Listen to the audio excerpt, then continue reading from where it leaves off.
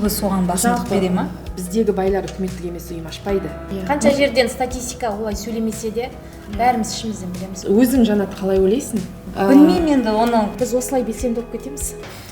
Армысыздар, Қозға подкастың кезекті түсірілімін бастаймыз. Бүгін бізде қонақта Атырау журналистикасына өзіндік ізін қалдырып жүрген, азаматтық қоғам қалыптастыруда бірлестік ашып қызмет етіп жүрген медианың мықты қыздары Ләззат Еділханқызы және Гүлназ Кәрімжан. Қош келдіңдер, қыздар.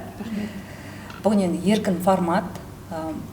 Бұл жолы маған оңай болайын деп тұр, өйткені өзге сұхбаттарда, подкасттарда спикерді сөйлету, сұхбатты ашу қиын болатын болса, енді өзім әріптестерім бүгін енді еркін форматта медиа, азаматтық қоғам, жалпы үкіметтік емес ұйымдардың жұмыс туралы әңгімелесейік. Енді сіздерді қысқаша мен таныстырдым, енді әрі қарай өздеріңіз питчинг жасап жіберсеңіздер. Рахмет, Жанат, шақырғаныңа, осындай подкастқа біздің ойымызды біліп, жалпы қазіргі уақытта көп адам не істеп жүр деген сұрақ туындауы мүмкін ғой әр адамға. Енді барынша журналистикадағы ізімізді, ары қарай тәжірибемізді жалпы өмірдегі пайдаланып осы бір еліміздің жалпы қоғамның дамуына үлесімізді қоссақ па деп жүрміз. Сол мақсатта енді мен де, әріптесім Гүлназ да азаматтық жаңағы орталықпен бірге бірлесіп жұмыс жасағымыз келеді. Шын айтқанда осы қоғамдық қорымызды ашып, енді бұйыртса алдағы уақытта тығыз байланыста жұмыс жасаймыз деп ойлаймыз. Енді бұл қоғамдық қорды негізі адам бірден ашпайды, өзің білесің, соған дейінгі этаптардан өтіп, дайындалып келіп ашады. Біз осы жүргенде біреу білер, біреу білмес, бір қоғамдық қордың атқаратын жұмысын біз қоғамдық қорсақ жасадық деп ұялмай айта аламыз. Істеріміз бар, ол үшін мемлекеттің грантында, қаражаттың жалпы ешкімнен ештеңе күтпей-ақ, өзіміздің осы коммуникацияның арқасы, адамдармен тіл табысып сөйлесу, бір басты приоритет мәселелерді алға қоюдың нәтижесінде енді қал-қадірімізше жасап келе жатырмыз. Ләззат, өзіңде қандай қоғамдық? Менде енді Томирис Тұмар деп аталады. Бұның атауы жаңа білесіздер, Томирис сақ патшайымы. Бұл жерден мен бірден айтайын, Түркиямен жұмыс жасайтын болғандықтан негізде қазақша Тұмар деп алуға болатын еді.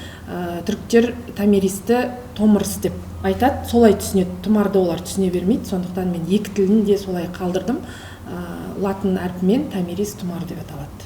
Жалпы бағыты тарихи туризм бар, жалпы жастарды дамыту, білім саласы, медиа саласы ең бастысы, сонымен келдік қой. Енді қазір сол жарғыға сай бірнеше жоспарлар бар. Оны қазір подкаст кезінде айтамыз деп ойлаймын.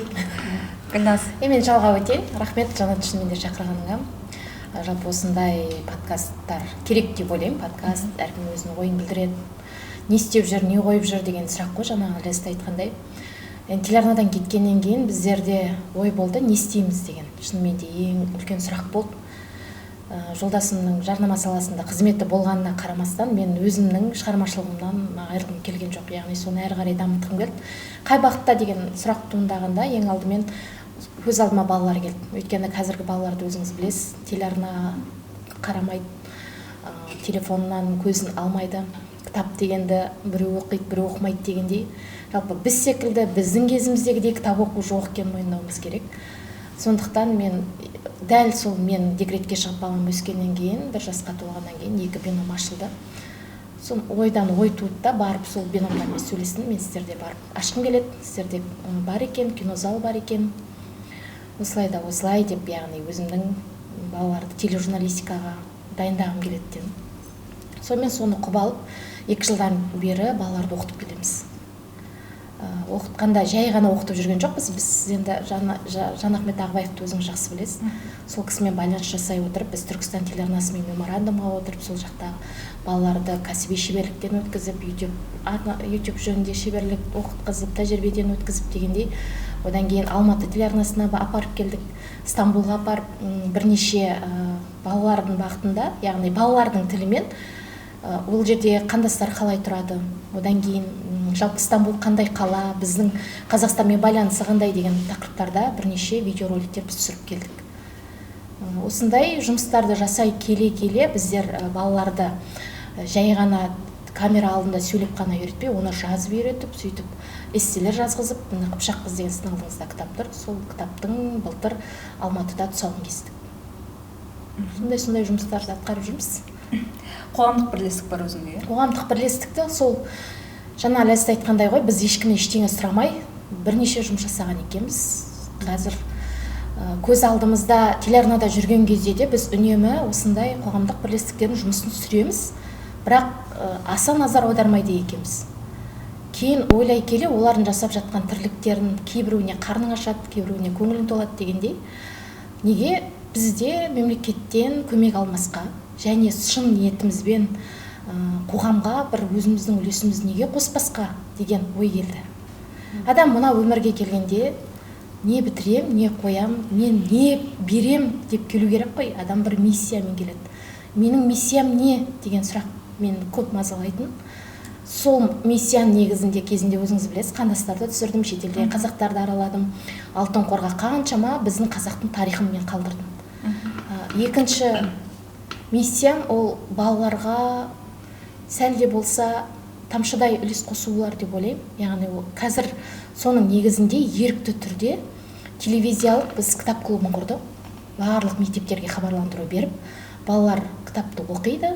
Өзіміз бәрін тегін жүріп, қасында Айнагүл Қалбаева деген мықты қыз бар. Одан кейін Орынгүл Махмұт деген сияқты бірнеше медиа мамандар бар. Біздер білім басқармасымен сөйлесіп, біз сіздерден ештеңе талап етпейміз. Орын беріңіз бізге. Балалардың бәрін жинап, бәріне кітап беріп қойдық. Ертең кастинг өтеді, телевизионный ток-шоу түсірейін деп жатырмыз. Бәрі тегін.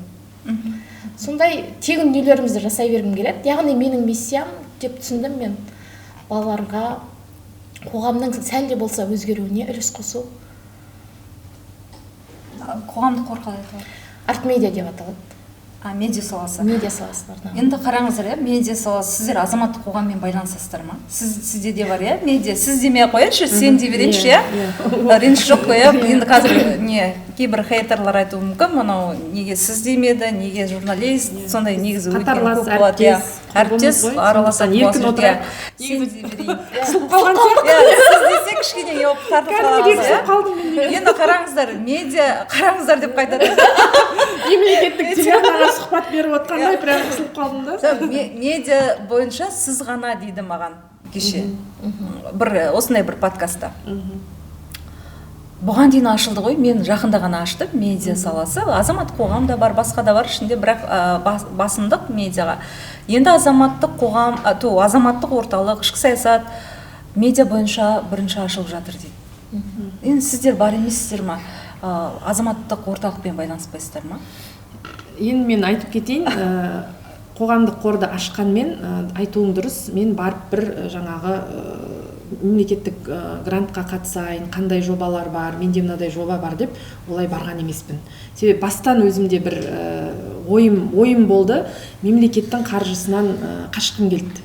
Себебі оның артында енді сұрауы бар, құжаты бар, дұрыс жасамасаң, мүмкін менде әлі тәжірибе жоқтықтан болар деп ойлаймын. О жағына қашқым келді, мемлекеттің қаржысынан әрірек жүрейінші деп. Сосын қоғамдық қорды ашқаннан кейін жалпы азаматтық орталықтың шақыруымен біздегі үкіметтік емес ұйым мүшелері басшылармен бірге бірнеше жиындарда болдым, бірге жүріп көрдім ашылған кезде.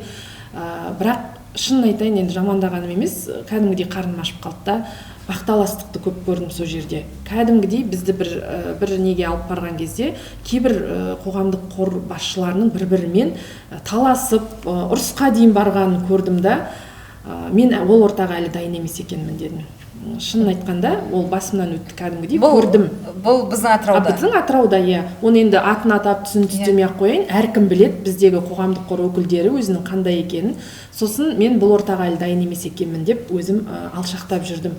Енді обалы не керек? Мысалы, азаматтық орталықтың басшысы болсын, шақырады, айтады, жобаларын ұсыныңыздар, келіңіздер, енді қоғамдық қор аштыңыздар деп. Бірақ кейде күліп айтатынбыз, біз енді өзіміз бір жұмыстарымыз бар, жасап жатқан, біз соны жасай берейік, бір күндері келеміз деген сияқты. Енді мен былтыр әріптесім Назымгүл Қайсағалиева өзінің қоғамдық қорымен бірлесіп жұмыс жасауға шақырды. Енді бірлесіп жұмыс жасауға мен де келістім. Ол кезде уақытым болды, қолым бос болды дегендей, сол Назымгүлмен бірге жүріп, жалпы ол үлкен жаңа мемлекеттік грант алған азаматтарды қолдау жаңа ЦПГ дейміз ғой, несінен, орталығынан үлкен гранттың біраз жұмысын мен көрдім да. Жалпы жоба қалай жазылғаны, қалай жасалғаны, қаржыны қалай игеру, оның есебін қалай тапсыру, ең қиыны сол есеп екен. Соны көріп, ол маған үлкен сабақ болды. Содан кейін қазір мен ЦПГ-дің сайтын қарап отыратын деңгейге жеттім. Қандай жаңа гранттар бөлініп жатыр дегендей. Биыл жазда мысалы Маңғыстау облысы өте көп грант бөлді. Жаңа қысқа мерзімді 11 миллиондық гранттар өте көп болды. Бісміллә деп өзім проектіні жазуға кірістім, жоба. Былай қарағанда енді Гүлназдан, Орынгүл бар әріптесіміз, Айнагүл болсын, жалпы өзімізге келеді ау деген бағытты көрсетіп, мынаған қатысып көрсек, мынаған жоба жазып көрсек деп. Иә, жазып көрейік, жазайық деп сол Орынгүлмен бірлесіп, кәсіби мектеп оқушыларына кәсіби бағдар беру деген 11 миллиондық грант болды. Соған жоба жазып, жолдап, тапсырдық. Енді ең бірінші бір қатысқан кезде құжатымда ақша есептеу жағы келіспей қалды да. Бізде енді кішкене шығармашылық адамда салғырттық болады. Ертең тапсырам деп жүрсем, оказывается, бүгін кешкі сағат 6:30 ба, болды, 6:30-да үлгеруім керек екенсің. Сонымен біріншісінен қалып қойғанмын. Сосын екінші грантта барлық құжаттарымызды реттеп тапсырған кезде бірінші қаралымнан өттік. Былай қарағанда ол жобаны кейбіреулер маған шықты, сізде қоғамдық қор бар ғой, мен сізге жоба жазып берем, сол жобамен ұтсаңыз қаражатын бөлісейік дегендер де болды да. Ол кезде мен жоба жазуды білмеймін. Енді үйренгеннен кейін, мысалға екі жобамның екеуі де енді өзімше атау қойып алдым, шорт-лист деп, ЦПГ-дің шорт-листіне шықты былай қарағанда. Ол қаншама қордың ішінен жобам іріктеліп, енді орта деңгейіне жетті. Оның ары қарай комиссия талқылайды, бірақ комиссия отырысынан өткен жоқ. Неге? Себебі менің қорымда тәжірибе жоқ. Осы жерде жалпы азаматтық үкіметтік емес ұйымдар туралы заң бар ғой, енді заң тағы да мені өзгерістер енейін деп жатыр деп естідім. Сол кезде біз айтқымыз келеді, тәжірибесі жоқ деп ұпайды төмен түсіріп тастайды. Ол жерде мүмкін жұмысын жақсы жасайтын, мықты адам болу мүмкін, бүгін ашып алып, сол жұмысты жасап кеткісі келіп отқан. Бірақ жаңағы қоғамдық қорының тәжірибесі болмағандықтан, ол грантқа қатыса алмай қалады да. Сол жері өкінішті. Мен кеше жиынға қатыстым. Осы заң жобасын талқылау бойынша жақында жаңағы мәжіліске ұсынады деп айтты. Сол жерде осы атыраулық әріптестеріміз де айтты осы мәселені. Мысалы, көп жағдайда біз аз ұпаймен ұта алмай қаламыз. Себебі біздер мұндай үлкен гранттарды алып көрген жоқпыз деп. Егер соны алып тастайтын болса, мұнда қатысуға болады негізінен. Сол енді екеуі де Маңғыстаудың проектісі болды, екеуінен де өттік, бірақ 12 НПО түсті республика бойынша. Біріншіде бір жаңағы маңғыстаулық суретшілерді Түркияда тәжірибеден өткізу, симпозиум ұйымдастыру деген, енді Түркия тақырып өзіме жақын болғасын бірден жоба жасап, жазып, күштетіп қатыстым. Онымен жаңағы шорт-листке 10 ба НПО-ның атауы шықты, осылардың арасында ойнатылады деген. Ең бірінші болып Ақтау қалалық суретшілер одағы деген тұр екен. Мен бірден білдім, оппа, мына жоба осы Ақтау суретшілер одағынікі, сол ұтады дедім, точно сол ұтты. Енді неге сол ұтты? Неге сол ұтты деген, енді біз айтамыз ғой, ашықтық, НПО-лар арасында мысалы өте әділетті өтеді, әділ өтеді, жаңағы ешкімге көмек бермейді, бұл жерде комиссия мүшелері де алдын ала жан-жақтан іріктеледі деп. Дегенмен, уже біз енді журналистикада жүргесін ол барлығын енді сезіп тұрасың ғой. Бірден айттым, қыздар, Ақтаудың суретшілер одағы бірінші тұр, сол ұтады. Точно сол ұтты. Бірақ енді оған ешқандай өкінбейміз, бірақ тәжірибе жиналды. Үлкен мысалға, мен біздің Атыраудағы көптеген НПО-лардың басшыларына хабарластым, өзім танитындарға. Мен ЦПГ-дің бір грантына қатысып жатыр едім, бұрын қатысып көрдіңіз ба, жоба жазу қалай, айтасыз ба дегенде, ой, жоқ, Ләззат, мен оған қатыспайды екенмін. Ой, ЦПГ-ға вообще қатыспайды екенмін, шаруасы көп, проектіні өткізбейді, отчеты көп деген сияқты. Сонда білдім, біздегі атыраулық НПО-лардың көпшілігі жоқ, қатыспайды екен. Сонда олар қайда қатысады?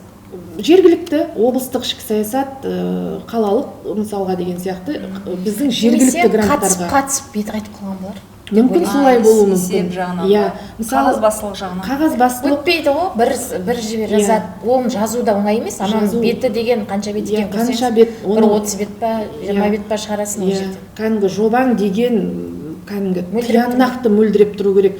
1 теңгеңе дейін қайда жұмсайсың, кәдімгі зарплатыңа дейін, ай сайынғы сот налог, медициналық налог барлығы бөлініп, кәдімгі солай болу керек та. Мысалы, ЦПГ-ге жоба жазу деген, бірақ енді айта берейін, кайф. Өзіңнің ішіндегі ойыңдағы жүрген не істей аламын деген қиялыңның бәрін ЦПГ-дің грантына салуға болады. Мысалға, мен сол үшін де қараймын да, қазірде көп тұр, мысалға, неше түрлі тақырып мәдениет министрлігінің сол кезде жазда болды, күшті тақырыптар, 3 жылдық үлкен гранттар болды, 20-30 миллиондық, 3 жыл бойы ұтып алып, 3 жыл жұмыс жасауға болады. Қазақстан бойынша бүкіл еріктілер клубын, еріктілер жұмысын қалыптастыру деген мәдениет министрлігінің гранты болды мысалға. Соны ұтып алатын болса, күшті жұмыс жасауға болады. Менің ойымша қазір азаматтық қоғамда ілгерілеушілік бар. Неге? Бұрын біз есіңде ме, Алеке, 2018 жылы Түркияға барғанда қоғамдық қорлар өте көп болды. Таңғалатын еді. Қор не үшін? Бұл мүлдем біздің миымызға кіріп шыққан жоқ. Қор не үшін керек? Оны адамдар не үшін ашады? Қоғамға қызмет ету деген мен түсінбейтін едік, иә. Қазір түсінетіндей жағдайға жеттік. Өйткені жұмыс бар, көрінеді, жоқ деуге келмейді. Соның ішінде Атырау облысында, әлде біз осының ішінде жүргеннен кейін ба біздің өңірде бір жұмыс бар сияқты болып көрінеді. Енді менің ашылғаныма да көп бола қойған жоқ.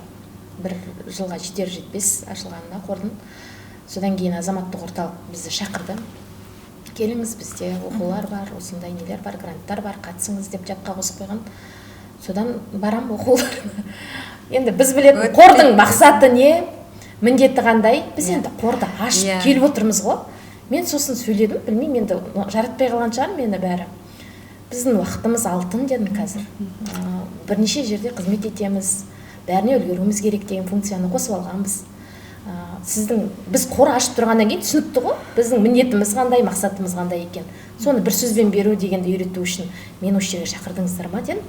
Сөйтіп айтып кеткенмін. Сол мен де өткен жолы осы жерде азаматтық орталықтың өкілі болған. Сол кезде мен де айтқан, мен де бір қоймай соқты бір сабаққа келіңіз қатысыңыз деп. Барсам маған өтпейтін спикер да. Ол кісінің оқытуы маған өтпейді өткен. Ол кісіні былай білем, танимын, не айтатынын да бәрін білесің. Сол сияқты ғой. Бұл жерде ұйымдастырушылық қабілет өте жоғары болу керек негізі. Мысалға, азаматтық жаңа үкіметтік емес ұйымдар бір грант болсын, енді ұйымдастыру. Кешегі азаматтық форумның өзін бір белгілі үкіметтік емес ұйым ұйымдастырып тұр ғой, мысалға. Сол сияқты үкіметтік ұйымның басшылары. Ол форумды да үкіметтік емес ұйым ұйымдастырады. Ол барлығын соны ұтып алады. Енді бірақ сол жерде мен сондай сұрақ қойдым ғой. Неге спикерлер таңдап алынбаған? Деп мен 1 сағат мында қатыстым, 1 сағат мында қатыстым, маған ештеңе ұнаған жоқ дегендей келтірдім да. Бизнес қаржылық мүмкіндіктер дейді. Қаржылық мүмкіндіктер дейді, ана жерге коммуникацияны сөйлетіп жатыр ғой, өзің қатыстыңыз ғой маған сол жерде мысалы. Енді ол керек шығар, бірақ енді ол жерде аудитория тыңдайтын аудиторияны іріктеу керек болар мүмкін. Соны айтамын. Сол кезде маған сондай жауап берді. Сіздер, өздеріңіз журналист болғаннан кейін сіздерге әрине ол таңсық емес сөйлеу. Бірақ басқа МПО-ның адамдары бар, өкілдері. Олар сөйлеу білмейді. Белсенділер емес пе? Олар да қаншама жылдан бері ортада жүр. Олар сөйлеу білмейді. Оларға сіздерге ұнамай жатса да оларға ұнап жатыр дейді. Күні кеше оқыдық біздер тағы да азаматтық орталық шақырды бізді. Ақсұлу Сағынбаева ма? Сол келді, Мөлдір Досбаева келді, маған ұнады. Мықты пиар маманы, Ақсұлуды жақсы танимын. Сырттай да білетіміз, жекеде кездескенбіз Астанаға барғанда. Шынымен де беретіні бар. Алатыным бар. Ол кісінің беретіні бар, біздің алатынымыз болды. Мен қасынан кетпей, сол кісінің басынан аяғына дейін тыңдап, басқа МПО-ның өкілдері де отырды, олар да солай қызығушылықпен ол кісіні кәдімгідей тыңдады. Сондай мүлдеп жоқ деп айтуға да келмейтін болар. Менің ойымша спикер таңдап алыну керек. Және естігенім мәдениет және ақпарат министрлігінің өзінен осындай тақырып бар, соған кім жақсы сөйлей алады деп, содан алдық деп айтты мен сұрағанда. бұл кісілерді қалай білдіңіздер, қалай шақырдыңыздар деген. Біз енді журналист болғаннан кейін артық сұрағымыз көп. Сол сұрағыма солай жауап берді. Қалай таңдап алдық дейді? Мәдениет және ақпарат министрлігі өздері ұсынды деген. Ұсынған адамдар. Енді бұл жерде айта кету керек, жалпы енді біткен іске сыншы көп болады ғой. Мысалы, бұл шараны мен ұйымдастырсам да бір олқылықтары болады оның. Біткен іске Жанат өзің бір нәрсе айтуы мүмкін, Гүлназдың да бір көңіл толмауы мүмкін. Бұл жерде жалпы біз енді сұрап жатырмыз ғой, сіздің жаңа лекцияңыз, лекция деп айтайық, үйретіп жатқаныңыз ұнап тұрған жоқ бізге. Сіз тек әлі жасанды интеллекттің чат GPT деңгейінде жүрсіз. Соны айтып жатырсыз. Біз ол чат GPT-ді уже қолданып, оның тілін үйреніп, біз ары қарай басқа түрлерін, мысалы, міне атауы мынау, ол мынадай жасайды, оны былай жасайсың, кәні аш, мынау приложение деп үйретпейсіз ба дегенде, сіздер типа журналистсіздер, сіздер кішкене дамып кеткенсіңдер, маған қандай аудитория отырғанын айтпады дейді. Мен аудиторияны білмей келдім деді. Міне осы жерде ұйымдастырушылардың бір минусы импровизациямен шығам деп. Ол бастан бе деп айтты да, мен ешқандай дайындықсыз келдім, осы жерде импровизациямен шығам деді. Негізі жасанды интеллект импровизациямен шығады. Мен бұны айтпауға болады, жасаған жұмысты жоққа шығармай-ақ, ол жоққа шығарғандығы емес. Бұл жердегі менің ойым мемлекет қаржысы. Сол келген 4-5 спикерге осы гранттағы мемлекет қаржысы берілді. Ол 50 мыңға, 100 мыңға келмейді. Ол Астанадан соншама қаражатқа келеді. Білесіз ғой, спикерлер деген миллиондап алатынын мысалға. Сондықтан сол кетіп жатқан мемлекеттік қаржыға үкіметтік ұйым ашқан адамның жаны ашу керек біріншіден. Жалпы үкіметтік емес ұйым ол табыс табатын жер емес. Мен байып, үй алып, машина алып мініп кетемін деген. Бұл қоғамға пайдамды келтірем. Менің ішімдегі жиналған тәжірибеммен осы қоғамға, енді қоғам, халық, оның ішінде ұйымдастырып бермесе, кім халық қайсысы шығып ұйымдастырады? Сол бір ұйымдастырушылық қабілеті жоғары, шын халыққа жаны ашитын сондай азаматтар болса, сол қаржы желге ұшпасын. Сіздің лекцияңыздан бір адам болса да бір нәрсе іліп кетсін деген талап қою керек та. Бұл жерде қарапайым үйдегі тоймен бірдей ғой, той өткізгенде асабаны былай тәрбиелеп алмасаң, тойыңның қандай сыйқы болады? Кейбір тойларға барасың ғой, мысалға, асаба бір жақта, той иесі бір жақта, той шығауын бір жақта дегендей. Ал кейбір жүйелі дұрыс адамдар асабаны мықтап, бәрін орын-орнына реттеп қояды. Сол сияқты ғой бұл жерде де. Сол мемлекеттік қаржы далаға ұшпау керек. Бірақ бұл жерде ұнатпай жүрген тек екеуміз бе, үшеуміз бе, солай болып тұр ғой, шынына келгенде. Қалғандары отыр. Жоқ, енді қалғандары соңына дейін қатысады. Қалғандары қызық. Үкіметтік емес ұйымдарда, оларда бір саланың маманы ғой. Жақсы, журналист бәрін білу, біз универсал емеспіз ғой. Неге басқалар оларда бір саланың маманы ғой дейді. Енді мен айналып келіп бізді сынады ғой дейді шығар үкіметтік емес ұйымдар. Сосын жаңағы азаматтық орталықта айтатын шығар, бізден мынау қаржылай қолдау алып жоқ, бұл сынау емес, мен ол негізі сын өсіреді. Сын деген нәрсе, оны айту керек. Негізі біздегі үкіметтік емес ұйым өкілдері бір-бірін сынапта жатады, бірақ жаңағы соңы ұрысқа айналып кетуі мүмкін, соңы бір-бірін көре алмаушылық, сол сәтте беттен алысып кетуі мүмкін. Мен оны айттым ғой, көрдім деп. Бірақ сол форумнан екеуміз 250 мың ұттық, оған рахмет, жаңа айналып келіп айтайын деп тұр. Мен сол сабаққа қатыспай қалғаным жақсы болады. Оны жаңа айтып, сөзім бастадым ғой, ЦПГ деп, сол ЦПГ-ге жаңағы азаматтық бастамаларды қолдау орталығы республикалық деңгейдегі. Соған жазып, айттым ғой, енді ұталмай қалған проектім тұр. Алла қаласа оны ары қарайда мен жүзеге асырам. Себебі қаржы таусылған жағдайда да оның ары қарай жұмыс жасайтын тетіктері бар. Оны қазір үлгерсем соңында айтам. Сол проектіні қайтадан жазып, сол жерде отырып жазып, біз сол жобамен ұттық. Енді ол жерде не себепті бізге жаңағы берді дегенде ерекше жоба деп ерекше қорғап шықты деген ол жобаны 250 мыңмен жасай алмайсыздар ғой. жоқ, ол Ол за идея берілген ғой. Просто ең үздік идеяға 250 мың теңге деп берді. Оның ешқандай есебін ештеңесі жоқ. Просто бардық та тегін алып кеттік Бұл деген. кісі екеуміз бірге бардық қой енді. Бұл кісі екеуміз бірге деп айттым. Ләке, сен идеяң толып тұрған адам, өзің бөлек, мен бөлек қатысайық. Екеумізде де қоғамдық қор бар деп. Қасымызда қыздар бар ғой, солармен бірлесіп қатысайық деп. Сосын менің идеям, мен енді былтыр Нью-Йоркке барғанмын.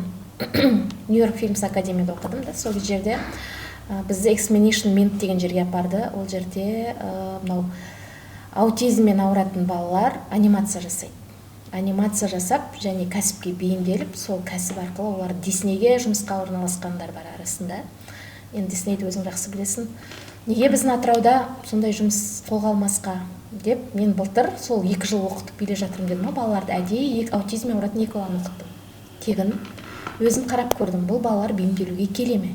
Камераның алдында балаларға өзгеріс бар ма? Камера алдында сөйлегенде. Және бұл бала ашыла ала ма? Бұл бала қандай бала?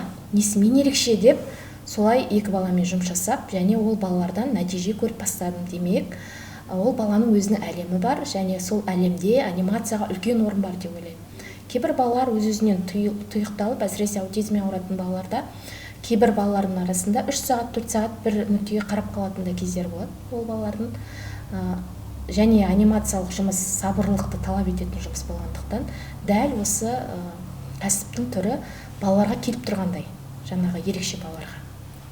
Менің идеям сол болды, соны неге Атырауда жүзеге асырмасқа деп, сол үшін 250 мың теңге бізге. Сол идея. Үздік идея үшін. Атырауда ашпасқа деп, өзімнің мүмкіндігімді айттым. Бізде қазір мамандар бар, өзім де оқып келдім, балалар бар. 500 бала бар екен бізде. Жалпы Қазақстан бойынша 13 мың бала бар екен, статистика бойынша аутизммен ауыратын.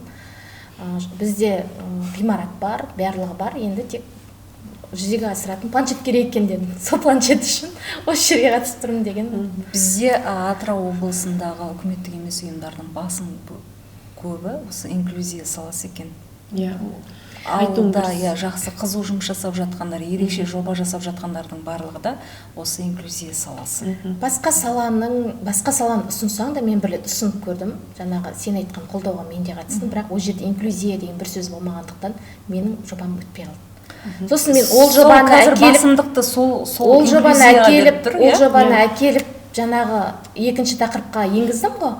Қалай, және оны да азаматтық орталықтың басшысы айтты маған, сіз неге сол бағытта қарап көрмедіңіз, сіздің негізде инклюзия жоқ деді, жобаңыз. Мен байқағаным, ішкі саясат жалпы осы жаңа мемлекеттен бөлінетін қаржының басым көпшілігі инклюзия саласына бөліне ма? Жобаның көбі соған басымдық бере ма? Негізі айтуың дұрыс. Өзің Жанат қалай ойлайсың осыған? Мысалы, мен қарсымын. Мен қарсымын. Дұрыс, мен де қарсымын. Себебі бізде көп жағдайда сол инклюзия дейтін болса өтіп кетеді. Жалпы мынау шетелдік компаниялардан бөлінетін қаржыға да инклюзия басымдық алып кетеді. Неге? Білмеймін енді, оны қандай да бір басымдық беру ғой. Оны қоспасаң, сен өтпейсің. Біздегі түсінік былай, мүмкіндігі шектеулі болу керек, оған жанашырлық танытып, сол адамға жағдай жасау керек. Ал жақсы, ол инклюзияны дамытайық, бізде деген дені сау адамдар бар ғой, оларды да қазіргі дені сау күйіндегі тұрған жасына сәйкес жастарды, мектеп оқушыларын одан әрі қарай мықты етіп неге дамытпасқа? Біздің Қазақстанды болашақта гүлдендіретін, әлемге танытатын солар болатын болса. Жалпы осы мәселеге келгенде мен бүгінгі подкастқа өзімнің бір ішкі ойымды дайындап келдім. Негізінен хабардың ортасында енді өзіміне келіп сұрақ болып туындап жатыр. Осы орайда жалпы азаматтық қоғам, оған бөлінетін мемлекеттен гранттарды түгелмен қайта қарау керек деп ойлаймын, менің өзімнің түсінігімде. Неге? Себебі жалпы азаматтық қоғамға тек мүгедектер емес, мүмкіндігі шектеулі азаматтар, жетімдер, тағы не көпбалалылар ғана кірмейді ғой. Оған барлық жаңа туған, мысалы, нәресте 1-ші сыныптан бастап пенсия жасына дейін кіру керек. Бұл қандай да бір есеп үшін қажет болар. Енді осы сала дамып жатыр, осы салаға біз осындай қаржы бөліп жатырмыз деген есепке, көрсеткіштерге керек болар? Енді 2 жылдан бері мен балаларды оқытып келе жатырмын. Мысалға, ақшасы бар ата-ананың баласы шынымды айтайын сөзге шорқақ, камераға қарай алмайды.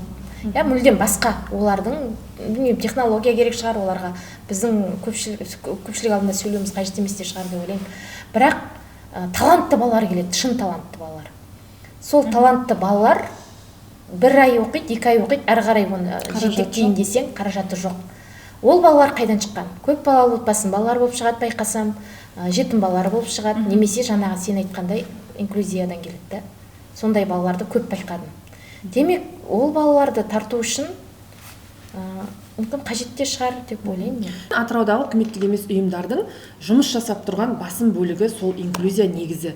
Енді кеше біздер азаматтық орталықтың шақыруымен жыл сайын бірнеше семинар, тренингке барып жүріп қой, форумға қатысып жүр, сонда естиміз 800-дей НПО тіркеліп тұр екен Атырауда.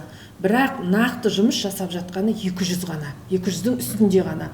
Оның басым бөлігі өздеріңіз білесіздер, жаңағы медицина, инклюзивті орталықтар, мүмкіндігі шектеулі балаларды дамыту, қызу жұмыс жасап тұрған. Олар компаниялардың қаражатын да алады, грантты да алады деген сияқты. Ал қалған НПО-лар, жаңа 200-ден былай жатқан 600 НПО, ол бір сәттік, біреудің 80 жылдығы, біреудің 90 жылдығы үшін ашылады қоғамдық қорлар, бір қаражат жинау үшін, кейіннен жабылып қалады. Даже міне Гүлназдың кітабы отыр, 2 бірдей кітап. Осындай кітаптар шығару үшін де мемлекеттің қаражаты бөлінеді. Былай қарағанда грант бөлінеді, оғанда мемлекеттің ішкі саясат болсын, қаражатына кітап шығарады, бір қоғамдық қорға аударады, ол кейін жабылып қалады. Ал Гүлназ бір емес 2 кітап шығарды, ешкімнің қаражаты жоқ о жерде. Демеушімен. Өзінің еңбегі. Демеуші деп, ондай бір демеуші да жоқ, бірақ біз айтып отырмыз ғой, бұл қоғамдық қорға келгенше біз жұмыс жасадық, бір қордың жұмысын жасадық былай қарағанда. Өзіміздің бар күш жігерімізбен, коммуникациямызбен. Нәтижесі міне әдейі бүгін алып келдік. Мысалы, 2 бірдей кітап, біреуі қандастар, сонау Түркия қазақтарына арналған кітап. Барып, сол жақта былай қарағанда 1000 жақта 1-2 миллионға жасалатын тұсаукесер шараны біз Түркияға барып тегін өткіздік. Енді әрине түркиялық вакф дейді, қоғамдық қордың бізге қолдауы болды. Қай жыл шықты Гүлназ? Қыпшақ қызы деймін. Былтыр Алматыға бардық. Біз бұны Нью-Йоркке апарамыз деп жоспарлағанбыз. Мен соған бара жатқаннан кейін сол жақта қазақтар шақырып, Нью-Йорк Фильмс Академияда Шолпан деген менің құрбым тұрады. Біз кезінде неден танысқанбыз? Қандастар түсіріп жүргенде Түркияда танысқанбыз. Сол бізге келшеш, тағылымдамадан өтшеш деп сол қыз шақырған. Сонда осы кітаптың тұсауын кесіп жіберейік деп. Сөйтіп менімен бірге 14 адам, мына кітапта бар балалар визаға тапсырамыз ақш-қа. Ешкім өтпейді, жалғыз мен өтем. Амал жоқ, өзім барып келдім. Сосын енді кітаптың тұсауын жалғыз өзім кеспеймін ғой, ұят қой деп ештеңе істемедім. Солар қайтып келдім. Сосын мында келіп Алматыда тұсауын кестім. Құтты болсын. Сол сияқты қандастар кітабы да Түркияда кесілді. Сосын біздің университетке барып айтып, тарих факультетінің студенттерімен, жалпы тарих факультетінің ұстаздарымен біздің университетте Халил Досмұхамед атындағы өте жақсы тұсаукесер шарасын өткіздік. Мысалға. Енді бұл жерде айту керек, қоғамдық қор деген айтқандай тек инклюзия бағыты емес, қарапайым адамды да, 12 мүшесі сау адамды да дамытатын қоғам болу керекпіз ғой. Біз деген тек инклюзиямен қоғам дамымайды ғой, соны түсінуіміз керек та. Біздің мақсатымыз сол. Енді кейбір адамдар болады, көбіне қоғамдық қорды бізде кімдер ашады? Декреттегі аналар, мүмкіндігі шектеулі баланы дүниеге әкелгеннен кейін сол баланың болашағы үшін ашқан аналар көп бізде. Қазіргі инклюзия бізде менің ойымша қажеттіліктен туындаған. Тағдырдан. Өйткені не қажет, адам соны ашады ғой. Адам айналасына не жетпейді, соны көреді, соны ары қарай өрістіріп көреді. Солар қызу жұмыс жасап тұр ғой енді, ерекше жобаларды кезіндегі біздің әріптесіміз Арай, ол да солай емес. Сондай барлығы басынан сондай өткереді, немесе баласы сондай болып дүниеге келеді. Соның қажеттілігі үшін, сосын біздің Атыраудың медицинасы тағы белгілі, не істейді ана? Басқа мүмкіндік жоқ. Бұған дейінгі болған қонақтарға да осы сұрақты қойғанбыз. Өйткені дейді, инклюзия саласы неге ерекше жобалармен көп көзге түседі, НПО-ның арасында алда келе жатқан солар дегенде, өйткені бізде сондай балалар көбеюінің салдары болар дейді. Балалар, сондай адамдар халықтың денсаулығына байланысты болар. Экология. экология. Оны да қосайық. Иә. Қоспауға болмайды. Қанша жерден статистика олай сөйлемесе де бәріміз ішімізден білеміз ғой. Олардың еңбегін жоққа шығаруға болмайды, алған гранттарын көре алмаушылық танытуға болмайды, себебі жұмысын жасасын, ал біздің мақсатымыз 12 мүшесі сау адамды әрі қарай дамыту деген. Енді әркімнің өзінің мақсат мүддесі болады ғой, қоғамдық қордың мысалға.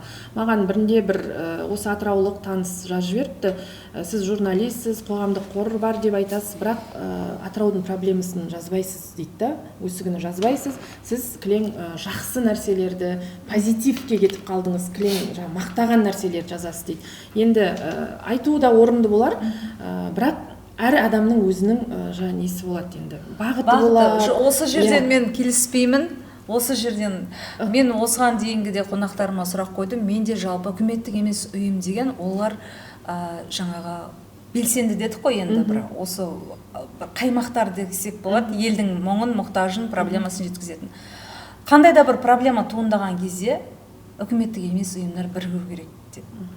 Мен бағытым былай, ананыкі медиа, менікі инклюзия деп болмайтын сияқты. Жарғыға қарап тұр ғой. Мысалға жарғыға қарау деген ол біздің медиада солай ғой, Жанат. Иә. Сөйлейтін, сен сөйлейтін боларсың, тағы біреу сөйлейтін шығар. Енді бәрібір де сөйлей ме? Енді бізде қарашы, журналистиканың негізгі функциясының бірі ол қоғамдық пікірді қалыптастыру. Мен осыған дейін де айналамда әріптестеріме де айтып жүрем, біз журналистер белсенді болуымыз керек, әлеуметтік желіде белсенді болуымыз керек. Қоғамның енді әркімнің бағыты әртүрлі болғанмен де арасында бір үлкен мәселелер туындап жатқанда өзіміздің ойымызбен де бөлісіп қоғамдық пікірді қалыптастыруымыз керек деген. Бірақ енді ол жерде адамның табиғаты бар, болмысы бар. Сен телевизионщиксің мысалға, газетчиктер кез келгені былай блогер болып кете алмайды деген сияқты. Бірақ енді қазір соны талап етеді ғой. Қазіргі біз енді журналист болғасын, кәнігі шынайы журналист болғасын, әр нәрсенің екі жағы бар да. Біз бірден эмоцияға беріліп, бір жаққа кетіп қалмауымыз керек. Біз әліптің артын бағуымыз да керек. Былай қарағанда журналист ол сол болып жатқан ақпаратты тек жаңағы жариялаушы ғана, жеткізуші ғана. Бізде кейде ар жағындағы шешімі де айтылып қойып жатады да, артынан ол дұрыс болмай жатады. Сондай сәтке келгенде мысалға кейде араласпай, бізде бар ғой енді органдар бар деген сияқты, көбіне біз араласпай үндемей қалатынымыз да сол мысалға. Сосын жаңағы әркімнің өзінің натурасына байланысты, табиғатына деп мен өзімді ашықтан айтайын. Мысал Атыраудың проблемасын халыққа күн сайын жеткізіп жүрген өзің барсың. Мысалға, иә. Сен артық, мен уже жеткізе алмаймын. Жоқ, енді бәріміз бірге жеткізсек, біз үлкен күш боламыз ғой деген сияқты ғой. Иә, оның да бізде мынау блогерлердің, жан-жақтан біреулердің пайда болуы да біздің сол белсенді болмағанымыздан болар деп ойлаймын да. Иә, мүмкін ол да негізі мен қоғамдық қорды ашқандағы бір жынданып кетіп, ашам деп ой келгені, мен енді телеарнада журналист болдым ғой, бөлім басшысы болдым. Атыраудың ол кездегі мен үшін ең жаңа проблемасы көктем күзде қамыс өртену, басым ауырады ана иістен. Сосын сондай бір-екі проблемасы болады, соны күн сайын жаза берем да Фейсбукке. Мен телеарнада жүрім, басшы келеді, жазады, сен неге жазып қойдың, әкімдіктен деген айтып жатыр, ана Өтепова деген салып қойыпты, сөйтіп алсын дейді. Мен айтам, ол менің жеке парақшам, мен неге алам, жазады, сен деген Атырау телеарнасының лицосысың ғой, сен біздің атымыздан сөйлегенмен бірдейсің, алып тасташы дейді да. Сондай сәттерде, ой, мен уже журналистиканы қойдым, болдым, толдым, мен энпо ашып, жаңа қоғам белсендісі болып кетем деген ой сол кездерде де келді мысалға. Бірақ енді әркімнің жаңа цензура бар ғой бәрібір медиада. Бар ғой, бұл мен қазір айтып тұрмын, көп жазбаймыз проблеманы. Айтатын болса, енді қазір енді ол цензура жоқ, неге жазбайсың деген сияқты. Ну енді бар, қазір жазатын журналистер бар. Біз мүмкін ол этаптан өтіп кеттік те. Бірақ цензура бар дегенмен де өзің де куәсің ғой, менің шефім өзің болды ғой. Мен ауданның деңгейінде жүріп, бірақ ол мүмкін мінезден де болар, иә. Иә, мінезден де болар. Ауданның деңгейінде жүріп, мен бірдеңе жазып қойсам, ләззат соғады маған. Өйткені маған көшенің проблемасы. Өйткені маған соғады. Сосын мен амал жоқ саған соғам деген сияқты ғой. Сосын мен өзім әркім өзінің бір жаңағы табиғатын таба бастайды. Енді сонымен бағыт алады деп ойлаймын. Жалпы енді алдағы уақытта қоғамдық қорды дамытып жақсы жұмыстар жасауға болады. Жасаймыз деген ойымыз бар. Бірақ мен осы жерде айтқым келетіні, мен енді Түркиямен жұмыс жасап жүрмін. Қоғамдық қормен жұмыс жасадым, оны жоққа шығара алмайды ешкім. Қоғамдық қорым болмаса да Түркияда 1986 жылы ашылған вакф, оларда вакф деп аталады, қоғаммен жұмыс жасадым. Бізде 86 жылы қоғам деген түсінік жоқ қой, үкіметтік емес ұйым деген түсінік жоқ. Оларда қаншалықты дамып кеткен. Олардың жаңағы вакф деген ұғымы сонау Осман империясынан дамыған. Жалпы енді Түркияда үкіметтік емес ұйымдар бар. Бар, әрбір адам азаматта бар. Бағыт деген оларда шектеусіз көп. Қаржыландыру. Екінің бірі ашылған. Екінің бірі қоғамдық қор. Қазір біз 800 дейміз ғой. Осыны айтқым келеді. Түркияда әрбір азаматта бар қоғамдық қор. Оларда жалпы қоғамдық қор деген түсінікті біздің Қазақстанда солай жұмыс жасататын болсақ, өте күшті болады. Біз ол кезде тек мемлекеттік грантқа, үкіметтен бөлінетін қаржыға қарамаймыз. Жалпы оларда айтып тұрмын ғой, қоғамдық қор вакф деп Осман империясынан дәуірінен құрылған. Мысалға анау Сұлтан Сүлейманның әйелі, енді қоғамдық қорды ол жақта кімдер құрады? Байлар құрады. Өзінің өмір сүруінен артық табысын сол қоғамдық қорға салады. Бірігет бірнеше бай, 7 бай бола ма, 6 бай бола ма, 5 бай бола ма, мысалға енді бай деп айта берейік, қазір бай мен кедей деген сөзді қорықпай айтатын деңгейдеміз ғой. Ауқатты азаматтар қаржысын сол қорға тіркеледі, заңды тіркеліп құяды да сол қорға. Ол үкіметке алақан жаймайды. Ол сол жердің жолын салуы мүмкін, сол жердің балаларына грант, оқуына грант бөлуі мүмкін, барлық мүмкіндіктерін сөйтіп оңай шешіп алады. Міне, біздегі егер қоғамдық ашылған үкіметтік емес ұйымдарды, біздегі байлар үкіметтік емес ұйым ашпайды. Біздегі байлар ол ары қарай белгілі ғой.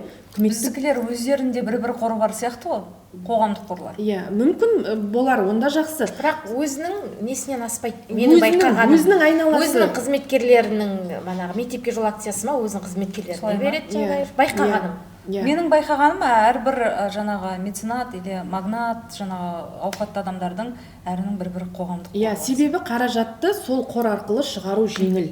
Мысалға, сол сияқты біздің Атыраудағы да бірнеше үкіметтік емес ұйымдарды қарап, іріктеп, жұмыс жасайтынын, жарғысына сай, жақсы жобалар болатын болса, біздің де атымтай жомарттардың қаржыландырғаны дұрыс. Тек қана мемлекет қаржысына емес. Міне Түркияда солай дамыған. Сол жаңағы мысалға Хюррем Сұлтан өзінің империядан жайында оларға да қаражат бөлінеді дегендей, өзінің артық қаражатын Осман дәуіріндегі әйел азаматтарды оқуға, әйелдерді дамытуға бөліп отырған. Содан жалғасып келе жатыр ғой. Мәдениет саласы, білім саласы, тарих, барлық жаңағы вакф бар. Өте мықты жұмыс жасайды.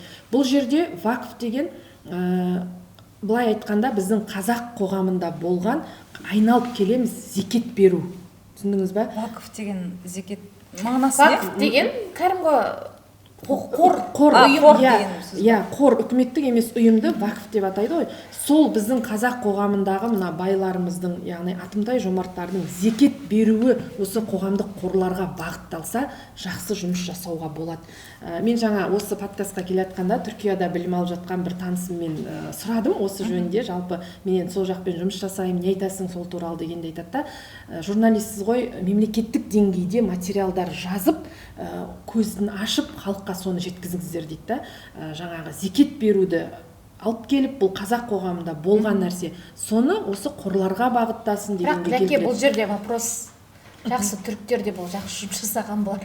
Біздің Қазақстанда ол қаншалықты жұмыс жасау. Енді соған тырысуымыз керек қой. Қор ашылды біз біргемізге. Мен білген жоқпын оның Перзат Қайраттікі екенін, мысалға.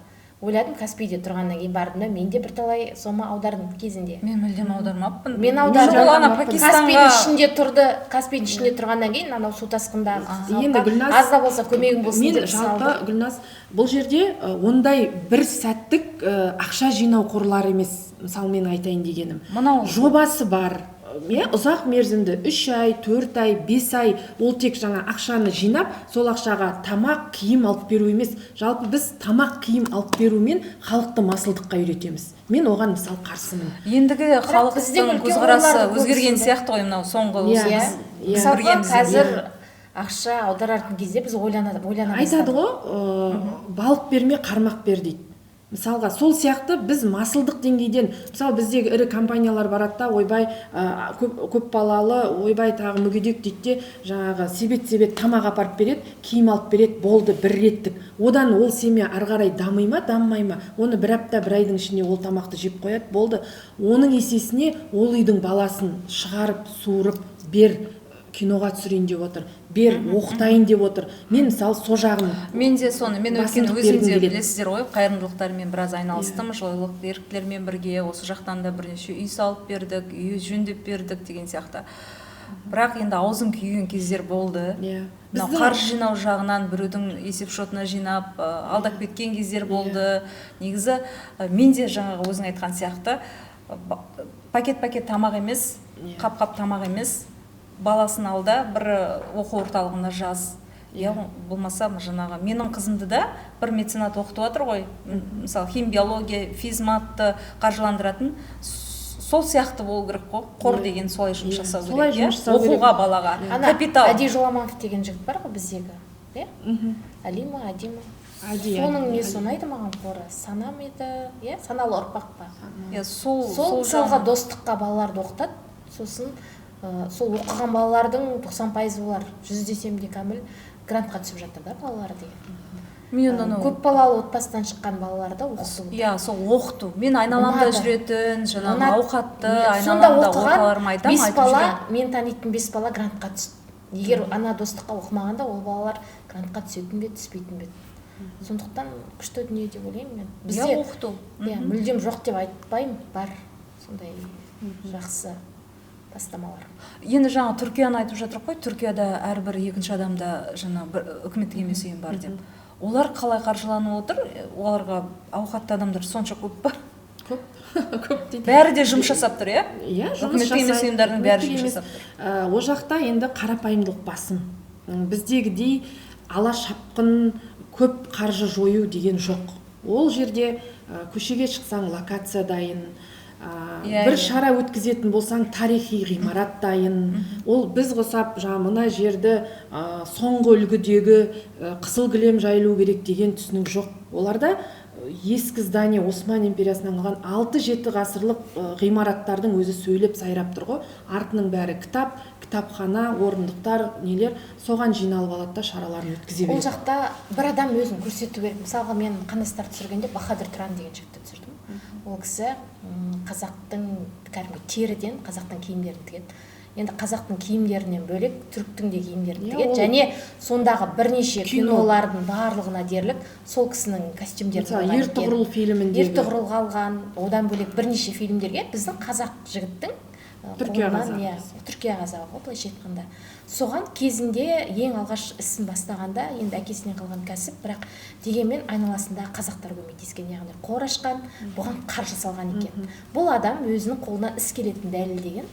Сол арқылы қор ашып, сол қорға ақша құю арқылы оның бизнесін гүрілдетті деуге болады, былайша айтқанда. Сол біз жұмыс жасап жүрген 1986 жылы ашылған Қазақ түркілер қоғамы деген Түркия қазақтарының басын біріктіріп тұрған қор 7 адам болып ашылған. Сол Стамбулда тұратын қазақ ағаларымыз. Ол кісілердің енді көбі қазір қайтыс болып кеткен, орнында балалары, күйеу балалары орнын басып қалып отыр. Сол жаңағы енді Түркия қазақтарының барлығы еңбекқор, кезінде Алтайдан көшкен, мықты біздің қазақтардың ұрпақтары ғой. Олар қарап отырмаған тері бизнесін қазір біз әлемге танытып отырған Түркиядағы дубленка, шуба деген, енді тон деген, ол біздің қазақтардан, тері өндірісі қазақтар дамытқан. Сол жерде цех ашқан, мысалы кейбіреуінде үлкен магазин бар деген сияқты, сол артылған қаражаттарын қоғамға құйып, сол жердегі қазақтың дамуына жұмсап отыр. Енді одан бөлек, мен былай естігенімше, Түркия үкіметі де бөледі, белгілі бір қаржысы бар жаңағы қазақ қоғамының дамуына. Одан бөлек біздің сыртқы істер министрлігі тарапынан да көп болмаса да аз-мұз қаражат бөлінуі мүмкін. Кейбір шараларға бізден сыртқы істер министрлігіміз жұмыс жасайды ғой, шетелдегі қазақтарды дамыту мақсатында. Сондаймен олар жұмыс жасап отыр. Сосын оларда қайырымдылық, жаңа не деп айтуға болады, зекет беру дегендер әлі бар. Артық па? Біздің өте бір жақсы танитын ағамыз Алматыға медресе салған, Түркия қазағы. өзі Стамбулда тұрып Алматыдағы медресені қаржыландырып отыр. Оны ол кісі мақтан етіп ешкімге айтпайды. Біз енді әйел адам қайда да аузына тыным жоқ айтып қалады ғой, сол әйел айтты да, ағаларың деген Алматының түбінде бір ауылда, районда медресе салдырып, енді қанша бала екенін қазір есімде жоқ, сол медресе, ол кісі уже пенсияда отырған кісі, сол медресені қаржыландырып отыр деп. Жақында мені подкастқа шақырды, мына әкімдік ішкі саясаттың тарапынан ұйымдастырылған подкастқа шақырды. Сонда сұрақ қойды, Нұрбиба әріптесіміз ғой. Ол үкіметтік емес ұйымдарды қазір адамдар бизнес көзіне айналдырып алған жоқ па деп. Осыған не айтасыздар? Сол ғой, жаңа ең басында айтып кеттім ғой, біз үкіметтік ұйым ашу арқылы үй алам, машина алам, дамып кетем деп ойлап келудің қажеті жоқ. Бұл жерде шын жүрегіңмен, шын жаның ашып қызмет ету керек. Мен оны мына жаңа азаматтық бастамаларды қолдау орталығына жоба жазған кезде түсіндім. Ол жерде өзінің бөліп беретін еңбек ақысы бар. Мысалы, мен сол жобаның жетекшісімін ба, кәдімгі мемлекеттік қызметшінің айлығынан көп емес, енді өте аз да емес, бірақ анау айтқандай 1.500.000 да жоқ. Өзінің бір 30 енді мен нақты айта алмаймын, бірақ өзінің жаңа неге байланысты қаражат қана бөлінеді, сол менің айлығым. Екінші адам алалам, үйлестірушісі, оның да айлығы бар. Үшінші адам есепші алалам, оның да айлығы бар. Болды. 11 миллионның қалған ақшасы сенің жобаңа жұмсалу керек. Ол өте жақсы идея мысалға. Ал жіберіп 2-3 миллионды түгел өзім алып, ары қарай қалай жұмыс жасаймын, өзім білем деген сияқты емес. Азаматтық бастамаларды қолдау орталығының осы идеясы ұнады маған.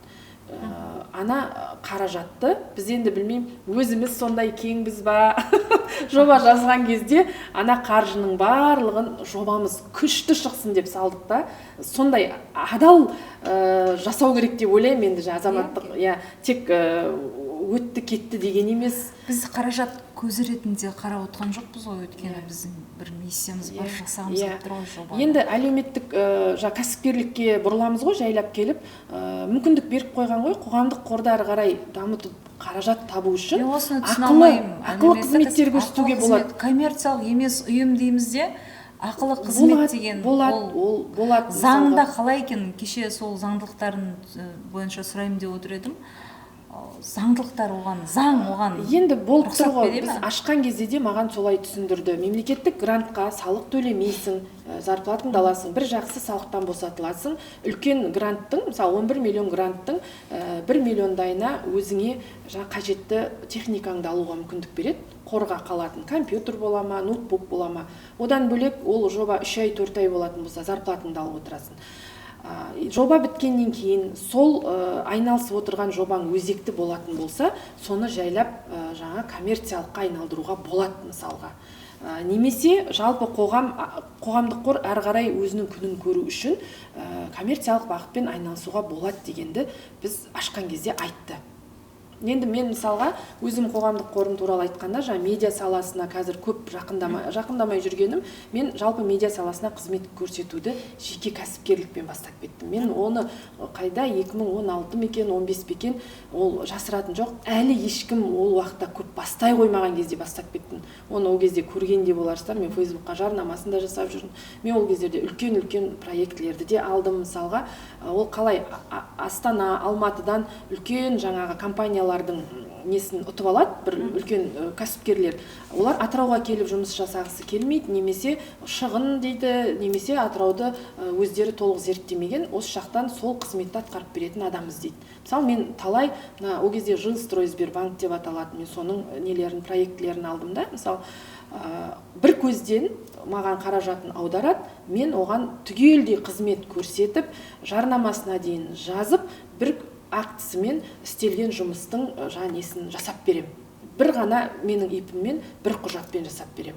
Кейбіреулер мысалға телеарнамен бөлек договор жасауы мүмкін, ана мекемемен бөлек сөйтіп құжат жинаудан қашады. Мен кезінде негізі өзім телеарнада жүрген кезде сөйтіп бастап кеткенмін, жалпы медиа саласына қызмет көрсету дегенді. Бірақ енді қазір жасыратын жоқ, бәріңіз де медиа саласындасыздар, уже бәсекелестік орта қалыптасты, медиа саласына қызмет көрсететін адамдар көбейді, видео түсіру, түрлі фильмдер жасау деген сияқты. Сондықтан ол саладан кішкене өзіме тарих жағы, тарихи туризм жағы қызықтырғасын, солай қарай бағытталып кеттім мысалға. Менің ойымша, жалпы қоғамдық қорда айтып жатырмыз ғой. Көп болғанда керек. Өйткені бәсеке орта қалыптастырады, екіншіден сапа болады деп ойлаймын. Мысалға қарап отырсақ, өткенде айттым ғой, Нью-Йоркқа барғанда 1643 жылы құрылған екен ең алғашқы қор, Гарвард университетін қолдау үшін. Яғни қордың түпкі негізгі миссиясы қайырымдылық деп білемін мен. Қайырымды іс жасау, әрбір адам өзінен бастау керек. Және қор ашудан қорықпау керек деп ойлаймын. Қорықпау керек, білу керек. Ештеңе түсінбеймін дегеннің өзіне азаматтық орталықты біз қанша жамандасақ та, олар бақыт беріп отырған жер. Ештеңе білмей, енді бәрі бірдей журналист емес, бәрі бірдей сауатты деп айта алмаймын. Бәрі бірдей қордың не екенін түсінбеуі де мүмкін. Тіпті біздің өзімізді әлі жете қабыл түсіне қоймаған шығармыз, әлі де үйренуіміз керек шығар. Біз журналистік көзқараспен қарап отқан шығармыз. Мүмкін жаңағыдай басымыздан қиындықтар өтіп, жаңағыдай Құдай сақтасын баламыз болған жағдайда біз қалай өзімізді ұстар едік, немесе қорды қалай жүргізер едік деген ой туындайды бұл жерде. Дегенмен де біз енді журналист болғасын сыни көзқараспен қараймыз ғой. Ол енді біздің. Кеше менде подкастта осылай сұрақ қойды, жаңа Астанадан келген спикер. Белсенділікті сіз қалай түсінесіз деп маған. Мен өзіңіз белсендісіз ғой, енді белсенділікті қалай түсінесіз? Мен белсенділікке амалсыздан келдім. Мен өзімді белсенді деп санаған жоқпын. Халықтың ортасында жүріп, мәселе көтеріп, олардың жаңа проблемасын билікке жеткізу арқылы, әлеуметтік желі арқылы жеткізу арқылы мен амалсыз белсенді болдым. Осылай келдім, осынша жыл қайырымдылықпен де айналыстым. Осылай мен неге келдім? Келіп тіреліп, жаңа қоғамдық бірлестік үкіметтік емес ұйым аштым да, заңдастырып. Сол айналып келіп осы неге келдік? Қоғамдық бірлестікке, азаматтық қоғам. Енді біз бана өздеріңіз де айтып жатсыздар ғой, енді мен қоғамдық бірлестікті не болса жаңағы қоғамдық қорды ашпай тұрып та біз ауқымды істер атқарып тастадық деп. Бәріміз де сол енді журналистика саласы жаңа қоғаммен тікелей байланыс болғасын жерде солай келдік. Қоғамдық бірлестік ашуда, үкіметтік емес ұйым ашып жұмыс жасауда не әсер етті? Мен сол МПО дейді ғой енді, қоғамдық үкіметтік емес ұйымның өкілдері қандай, соларды ішінен, яғни кухнясынан танығым келді біріншіден. Біз енді Американы зерттеп жүрміз, қалай болды, ол жақта қор қалай ашылды, Түркияны көрдік, қалай ашылды, қалай болды. Алдын зерттеп алдық. Біздің бағыт қандай? Біз қазір қандай деңгейде жүрміз? Деп сондай бағытта келдік. Әбеткеннен құладық, әбеткеннен біздің жобаларымыз өтіп жатқан жоқ.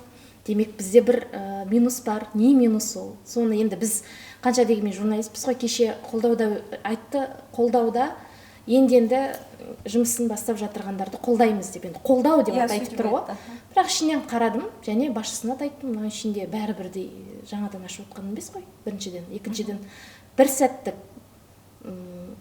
қорларда өтіп кеткен, неге деген сияқты менде сұрақтар туындады.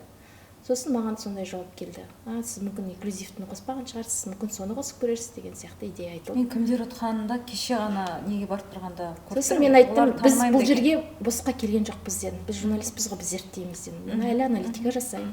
Бұл бір ғана жоба ғой дедім, жақсы. Басқа да жобаларды көрейік дедім. Солардың бәрін аналитика жасап көрейік. Кім ұтып атқан адам қалай жасап жатыр, шынымен де өз миссиясында жасап жатыр ма? Түпкілікті мақсат қоғамға біз оң өзгеріс әкелу ғой, шынымен де әкеліп жатырмыз ба деген сұрақ. Менің ойымша біз осылай белсенді болып кетеміз. Бұл тек басы ғана дейінші. Белсенділік деген енді менің ойымша қарыштаған заманнан қалмау. Себебі заманның көшіне ілесе алмай қалдың ба, сен белсенді бола алмайсың.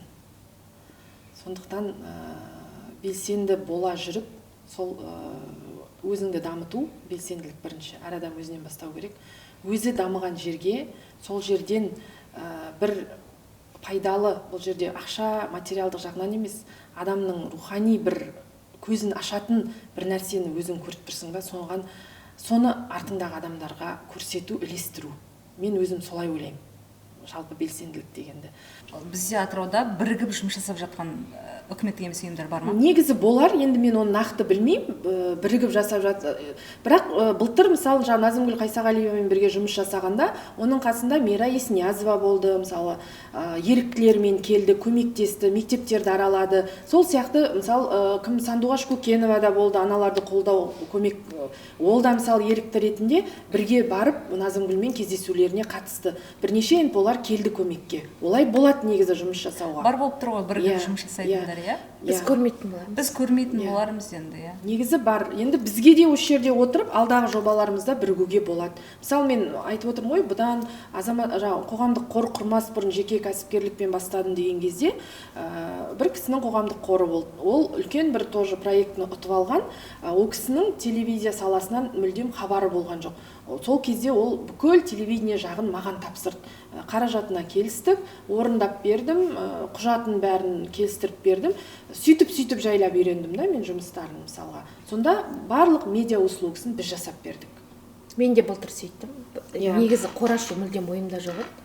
Бір үлкен мында симпозиум өтті. Сол симпозиумның бір несін біз жасап бердік, түгелдей осы жақта атқардық.